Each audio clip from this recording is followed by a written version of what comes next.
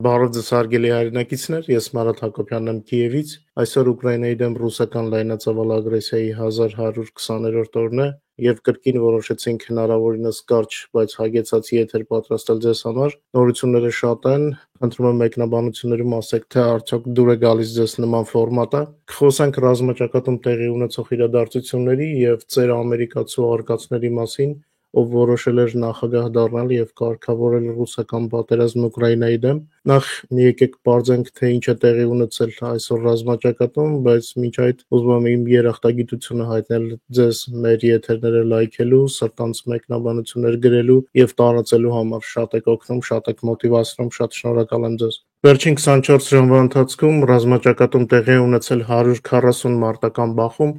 Անցած մեկ օրվա ընթացքում Ուկրաինայի պաշտպանության բանակի ավիացիան, հրթիռային ուժերը եւ հրետանին հարվածել են 16 թշնամու կենտրոնացման տարածքների, ոչնչացված թշնամու տեխնիկայի եւ հետևակի քանակը տպավորիչ է։ Լայնածավալ պատերազմի սկզբից 22 թվականի փետրվարից հակառակորդի ընդհանուր մարտական կորուստները կազմել են 898,070 օկուպանտ, մեկ օրում ավելանալով 1060 օկուպանտով։ Վերջին 24 ժամվա ընթացքում ոչնչացվել է օկուպանտների ավելի քան 300 միավոր տեխնիկա եւ սպառազինություն։ Ուկրաինական բանակը նոր ծանր հարվածներ է հասցրել ռուսական զորքին, թե ռազմաճակատում եւ թե թշնամու խորը թիկունքում։ Մանրամասները կարող եք տեսնել մեր Telegram-յան ալիքում։ Կուրսկի ուղղությամբ ուկրաինացի զինվորները վերջին 24 ժամվա ընթացքում յետ են մղել ռուսների 21 հարձակում։ Ուկրաինական ուժերի ռուսներին ծանր խոցումները նույնպես կարող եք վայելել մեր Telegram-յան ալիքում։ Մարտի 18-ի լույս 19-ի գիշերը Ռուսաստանը համատեղ հրթիռային եւ անօդաչու թռչող սարքերի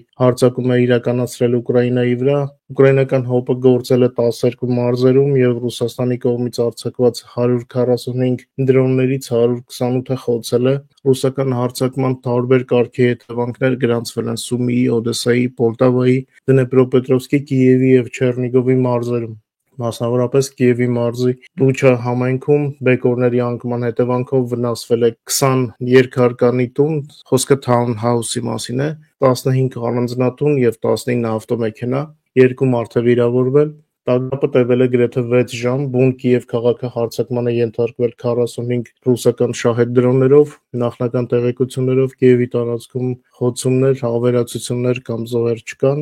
Հակաօդային պաշտպանությունը մաքուր է աշխատել։ Իրենց հերթին Ուկրաինայի զինված ուժերի բարի դրոնները հարվածներ են հասցրել Ռուսաստանի տարածքում։ Ամենավառ հետևանքը Կրասնոդարի երկրամասի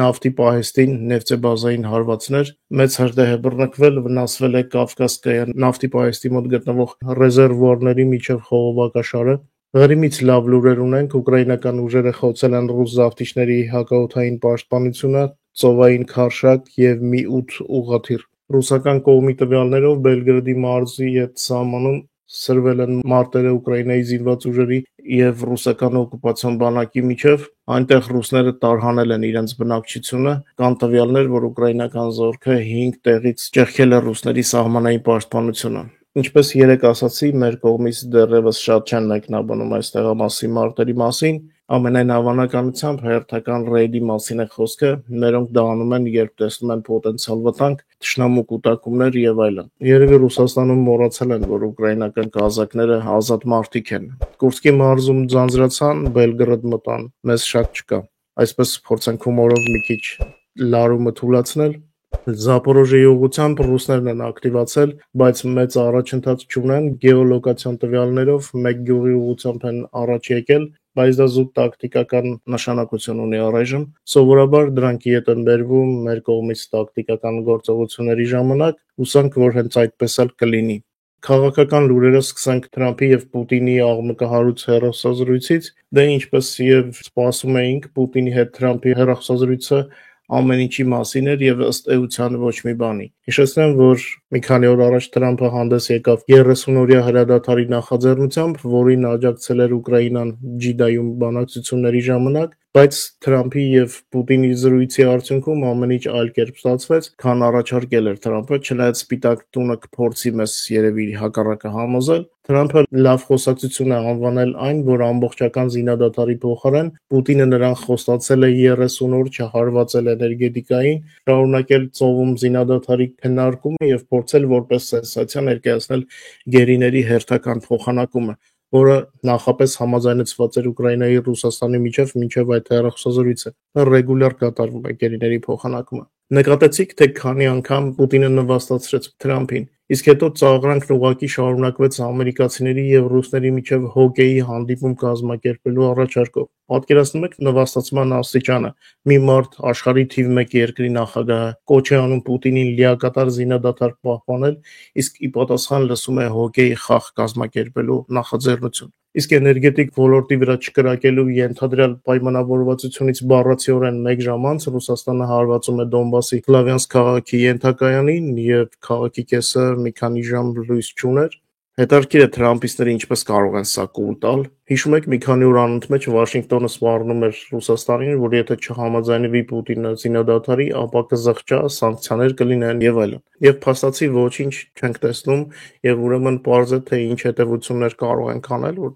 Թրամփը պարզապես ձախողել է։ Բայց այս ամենը կարող էր տեղի չունենալ, եթե Վաշինգտոնում սկանդալ չառաջացնեին եւ լսեին Զելենսկուն, պարզապես ուղղակիորեն լսեին Զելենսկու խոսքերը։ Ով գիտի, թե ինչ արժեն Պուտինի խոսքերը։ Թե այս ամենը ինչու էր պետք շիկահեր ամերիկացի 80-ամյա պապիկին, երևի թե շուտով կիմանանք, բայց քանի որ դες պետք է ներկայացնեմ տեղեկատվական մասը, ես դες կկարդամ, թե ինչ է գրել Թրամփը Պուտինի հետ 2.5 ժամանոց զրույցից հետո։ ԱՄՆ նախագահ Դոնալդ Թրամփը հայտարարել է, որ արդյունավետ երևի թե ճակերտների մեջ բանակցություններ է վարել Ռուսաստանի բռնապետ Վլադիմիր Պուտինի հետ, այս մասին նա գրել է իր սոցիալական ցանցում, մեջբերեմ Ռուսաստանի նախագահ Պուտինի հետ իմ այսօրվա հեռախոսազրույցը շատ լավ եւ արդյունավետ էր։ Մենք համաձայնեցինք էներգիայի եւ ենթակառուցվածքների ոլորտում անհապաղ հրադադարի մասին, հասկանալով, որ արագ կաշխատենք հասնել կրակի լիարժեք դադարեցման եւ ի վերջո վերջ դնելու Ռուսաստանի եւ Ուկրաինայի միջև այս սարսափելի պատերազմին, նշել է Թրամփը։ Ամերիկայի նախագահն ասել է, որ Պուտինի հետ քննարկել է պոտենցիալ խաղաղ համաձայնագրի բազմաթիվ տարրեր, անդրադարձ են եղել նաեւ մարտի դաշտում զոհված զինվորների թեմային։ Այս գրառումը զուտ, չգիտեմ, երևի թե երես փրկելու տարբերակ էր։ Իդեպ Թրամփն ըստ երևույթին վերջապես ինչ-որ բան հասկացել է, թե ինչ արել Պուտինը իր հետ եւ չնայած խոստումներին, որ խոսակցությունից հետո անմիջապես գնալու է լրատվամիջոցների հետ կիսվելու հարցազրույցի մասին, բայց Թրամփը դուրս չի եկել լրատվամիջոցների մոտ, հուսանք, որ ինչ-որ բան այնուամենայնիվ հասկացել է եւ պարզապես ամաչել է, չնայած վստահ չեմ։ Դե ինչպես եւ սպասում էր, Կրեմլում անմիջապես զգացին, որ իբր դուրս են եկել իզգոյների վտարանդիների կատեգորիայից եւ խրոխտ տեքստ հրապարակեցին, որում ասում էր, թե ԱՄՆ նախագահ Դոնալդ Թրամփի հետ զրույցում Կրեմլի առաջնորդ Վլադիմիր Պուտինը հայտարարել է, որ պատրաստ է աշխատել Ամերիկայի հետ կարգավորման հնարավոր ուղիներ մշակելու համար, որոնք պետք է լինեն համապարփակ, կայուն եւ երկարաժամկետ, ինչպես նաեւ հաշվի առնեն ճգնաժամի, այսպես են ռուսները անվանում իրենց ագրեսիան Ուկրաինայի դեմ, բուն պատճառները վերացնելու անհրաժեշտությունը։ Կրեմլում երևի թե ճգնաժամի պատճառները Պուտինին չեն համարում։ Սա սպասելի էր, սրանք այդպիսին են, երես են առնում նույնիսկ մանր ուշադրությունից։ Հիմա եկեք խոսենք այն մասին, թե ինչ ասել Զելենսկին այս ամենի առիթով։ Ըստ Զելենսկու Պուտինը փաստացի մերժել է հրադադարի առաջարկը։ Ուկրաինայի նախագահը կարծում է, որ ճիշտ կլինի, որ աշխարհը մերժի պատերազմը երկարաձգելու Պուտինի ցանկացած փորձ։ Զելենսկին թվարկել է, թե որ քաղաքներին եւ ինչով է սկսել կրակել Պուտինի զորքը Թրամփի հետ հեռախոսային բանակցություններից անմիջապես հետո։ Հենց նման գիշերային հարձակումները Ռուսաստանի կողմից միտված են ոչնչացնել ուկրաինական էներգետիկան, ենթակառուցվածքները եւ ուկրաինացիների բնականոն կյանքը։ Իսկ այն, որ այս գիշերը բացառություն չէր, ցույց է տալիս, որ մենք պետք է շարունակենք ճնշում գործադրել Ռուսաստանի վրա հանուն խաղաղության, նշել է Զելենսկին։ Պատժամիջոցներ Ռուսաստանի դեմ, օգնություն Ուկրաինային, ամրապնդել դաշնակիցներին ազատ աշխարհում եւ աշխատել անվտանգության ապահովման ուղղությամբ։ Եվ միայն Ռուսաստանի կողմից քաղաքացիական ենթակառուցվածքների վրա հարձակումների իրական դադարեցումը, որպես այս պատերազմի ավարտի ցանկության վկայություն, կարող է ավելի մոտեցնել խաղաղությունը, նշել է Ուկրաինայի նախագահը։ Զելենսկին հերթական անգամ հերքել է Կուրսկի մարզում Ուկրաինայի զինված ուժերի ենթադրյալ շրջափակման մասին ռուսական պնդումները, մեջբերեմ այն բանից հետո, երբ Պուտինը ասում է, որ մեր տղաները շրջապատված են, մեր տղաները կանգնած են Կուրսկում, ցույց տալով, որ իրենք բոլորովին էլ շրջապատված չեն, որ Պուտինը չէ, ով կարող է հրահանգել, թե երբ եւ ինչ պետք է նրանք անեն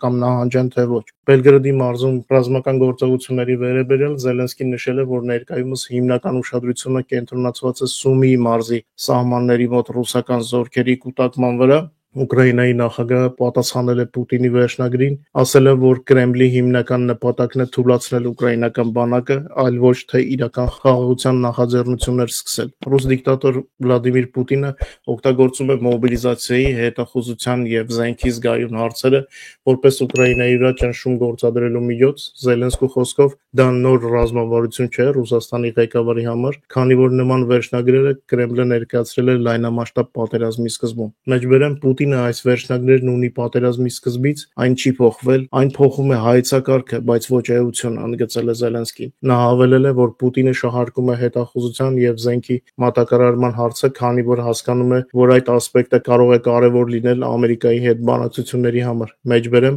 Պուտինը տեսնում է, որ Միացյալ Նահանգները կարող է նման քայլեր ձեռնարկել եւ հետեւաբար նա ասում է այն, ինչ հասկանում է, որ կարող է աշխատել։ Դա արդեն եղել է, ինչու՞ չանել դա նորից։ Հետախուզությունը մեր պաշտպանության թուլացումն է։ Պուտինի ամբողջ խաղը մեզ հնարավորինս թուլացնելն է, բացահայտեց Ուկրաինայի նախագահը։ Սա ակնարկ էր, թե ով է թույլ օղակը։ Զելենսկին անդրադարձավ նաև Զապորոժիայի ատոմակայանի հարցին, ասելով, որ Ուկրաինան թույլ չի տա Զապորոժիայի ատոմակայանը աշխատացնել օկուպանտների համար գրավյալ տարածքներում։ Վլադիմիր Զելենսկին նշել է, որ ռուսները փորձում են ճնշում գործադրել ՄԱԳԱՏԷ-ի վրա մեր կայանը իրենց վերահսկողության տակ դնելու համար, սակայն ՄԱԳԱՏԷ-ն դեռ չի տրվել ռուսների ճնշմանը։ Ավելի մանրամասնելով ատոմակայանի թեմային, Թրամփի եւ Պուտինի անդրադարձին Զելենսկին ասել է, որ Ամերիկան եւ Ռուսաստանը կարող են քննարկել ցանկացած հարց, բայց Ուկրաինան չպետք է լինի Պուտինի մենյուում, ճաշացանկում, հայերեն։ Մենք ոչ աղցան ենք, ոչ կոմպոտ, որ լինենք Պուտինի ճաշացանկում։ Սալատն էլ աղցան է, եթե չեմ սխալվում։ Ամերիկյան կողմը կարող է քննարկել իրենց ցանկացած հարց, բայց առանց Ուկրաինայի մասնակցության բանակցել Ուկրաինայի մասին սխալ է, քանի որ դա ցանկալի արդյունք չի բերի։ Հարցերի շրջանակն ավելի լայն է, սա Ուկրաինային այս գործընթացից հնարավորինս բացառելու համար, քանի որ կողմերն իսկապես իրենց թեմաների լայն դաշտ ունեն։ Եվ դա հասկանալի է, Ամերիկան անկախ պետություն է, ամենայն հարգանքով Ամերիկայի նախագահի նկատմամբ, նրանք կարող են քննարկել ամեն ինչ։ Կարծում եմ դա երկկողմանի հարաբերություններ են, չնայած իհարկե դրանք իրենց ազդեցությունն ունեն մեր իրավիճակի վրա, ասել է Ուկրաինայի նախագահ Վլադիմիր Զելենսկին, պատասխանելով լրագրողների խնդրանքներին մեկնաբանելու Պուտինի ամերիկյան կողմի հետ հարցերի ավելի լայն շրջանակ քննարկելու փորձերը, այդ թվում Իրանը եւ Մերձավոր Արևելքի այլ խնդիրներ։ Իմիջիայլոց Պուտինը Իրանը փուռն էր տվել, ասել է, որ երբեք պետք է միջուկային զենք ունենա եւ Իսրայելի վրա չհարձակվի։ Այս երկու թեմաները Թեհրանի համար շատ կարեւոր են եւ հուսանք Թեհրանը չի անտեսի։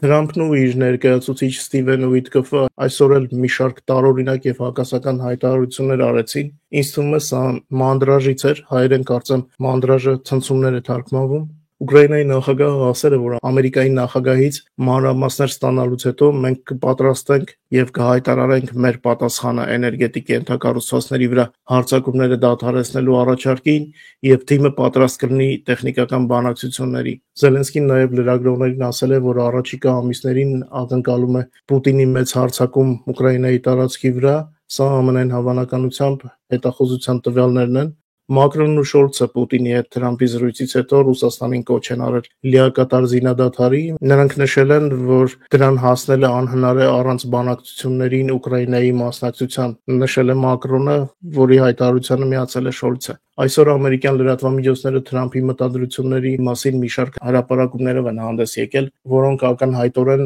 միավորներ չեն ավելացնում Ամերիկային։ Թրամփը ծրագրում է հրաժարվել Եվրոպայում ՆԱՏՕ-ի ուժերի հրամանատարությունից։ Այս մասին հայտնում է NBC News-ը։ Պենտագոնը նախատեսում է կրճատել մինչև 60,000 աշխատակից, գրում է Independent-ը։ Թրամփը Կանադան անվանել է ամենավատ երկրներից մեկը, որի հետ երբևէ գործ է ունեցել։ Սրանք լուրեր են Ամերիկայի թուլացման մասին եւ Եվրոպայի հետ ռազմական կապերին վնասելու մասին, բայց քանի որ Թրամփի խելքը գնալովի է, հուսանք կփոշմանի։ Ամերիկյան մամուլն ինքն արդեն սկսել է Թրամփի բանակցությունները Պուտինի հետ անհաջող անվանել, մինչ մենք պատրաստում էինք մեր հեռարձակումը, ես երկու նման հոդված գտա ազդեցիկ լրատվամիջոցներում, Washington Post-ում եւ Financial Times-ում։ Լրատվամիջոցներն այլևս չեն ընկրկում գրել, որ Ուկրաինայում պատերազմը դադարեցնելու Թրամփի փորձերը ձախողվել են։ Նյութերի թարգմանությունները կարող եք տեսնել մեր Telegram-յան ալիքում, բայց եկեք մեր եթերը ավարտենք դրական լուրով։ Մի շարք եվրոպական երկրներ կոչ են անում արագացնել Ուկրաինայի